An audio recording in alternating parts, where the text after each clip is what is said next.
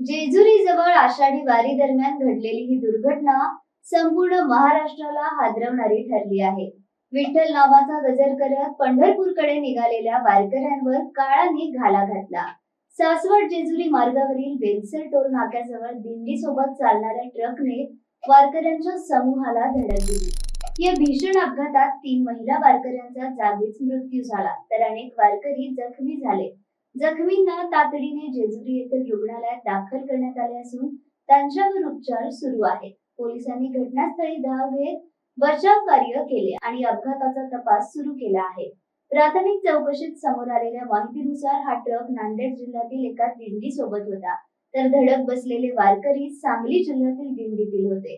अपघात नेमका कशामुळे झाला याचा तपास सुरू असला तरी काही वृत्तांनुसार ट्रक चालकाला तपासासाठी औषध घेतल्यामुळे गुंगी आली आणि वाहनांवरील नियंत्रण सुटल्याची प्राथमिक माहिती समोर आली आहे. मात्र याबाबतचा अंतिम निष्कर्ष पोलिसांच्या तपासानंतरच स्पष्ट होईल. दुर्घटनेनंतर राज्याच्या उपमुख्यमंत्री सुनेत्र पवार यांनी रुग्णालयात जाऊन जखमी वारकऱ्यांची भेट घेतली आणि त्यांच्या प्रकृतीची विचारपूस केली. त्यांनी मृत महिला वारकऱ्यांना श्रद्धांजली अर्पण करत त्यांच्या कुटुंबियांप्रती शोक संवेदना व्यक्त केल्या. तसेच पंढरीच्या वाट्यावर निघालेल्या प्रत्येक वारकऱ्यांची सुरक्षितता ही प्रशासनाबरोबरच वाहन चालकांचीही सामूहिक जबाबदारी असल्याचे सांगत सर्वांनी अधिक दक्षता बाळगण्याचे आवाहन केले.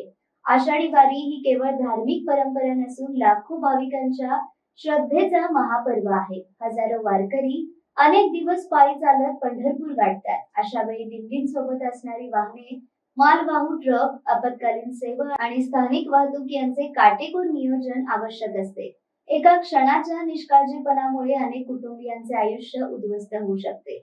याची जाणीव या दुर्घटनेने पुन्हा एकदा करून दिली आहे. या घटनेनंतर आता तपास यंत्रणेसमोर काही महत्त्वाचे प्रश्न उभे राहिले आहेत. चालकाची वैद्यकीय स्थिती काय होती? वाहनांची तांत्रिक तपासणी झाली होती का? दिंडी सोबतच्या वाहनांसाठी पुरेशा सुरक्षा व्यवस्था होती का? आणि भविष्यात अशा दुर्घटना टाळण्यासाठी कोणत्या उपाययोजना केल्या जाणार आहेत याकडे संपूर्ण राज्याचे लक्ष लागले आहे. पोलिसांनी गुन्हा नोंदवून पुढील तपास सुरू केला असून अधिकृत अहवालानंतरच अपघाताचे नेमके कारण स्पष्ट होईल.